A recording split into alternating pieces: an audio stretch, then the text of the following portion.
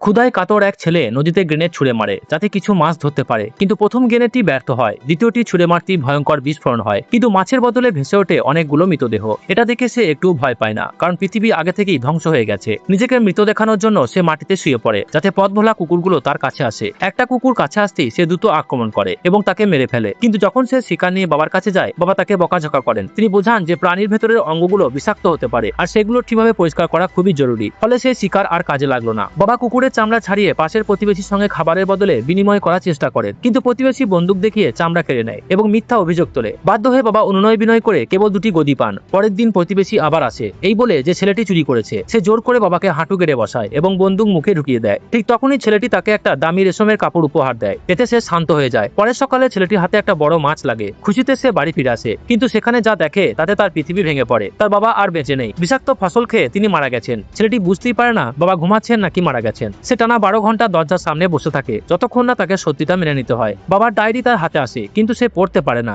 রাগে সে তাকে দূরে ছুড়ে ফেলে এবং তারপর বাবার মৃতদেহ নৌকায় তুলে নদীতে ভাসিয়ে দেয়। এখন তার প্রথম লক্ষ্য হলো প্রতিশোধ। সে প্রতিবেশীকে কঠোর শাস্তি দেয়, তাকে মারধর করে, বাড়ি লুট করে এবং পিছনে না তাকিয়ে সেখান থেকে চলে যায়। নদীর পথ ধরে তার যাত্রা চলতে থাকে। ক্ষুধা আর ক্লান্তির মাঝে একদিন সে একটা ধ্বংসপ্রাপ্ত রাস্তা খুঁজে পায়, যেখানে পুরনো পুড়ে যাওয়া গাড়িগুলো দাঁড়িয়ে আছে। তাদের মধ্যে একটা গাড়িতে বসতেই তার চোখ লেগে যায়। পরের সকালে জেগে উঠে সে দেখে তার নৌকাটি নেই। তখন সে বুঝতে পারে এই পৃথিবী আগে চেয়েও বেশি নিষ্ঠুর হয়ে গেছে। সামনে এগোতে এগোতে সে একটা বাড়ি দেখতে পায়। বন্দুক হাতে নিয়ে সতর্কভাবে এগোয়। সেখানে দুজন মানুষ সবজি চাষ করছিল। তাদের মধ্যে একজন তাকে দেখা মাত্র হাসতে শুরু করে, কিন্তু সেই হাসি তার মুখে নয়, যেন তার মনের।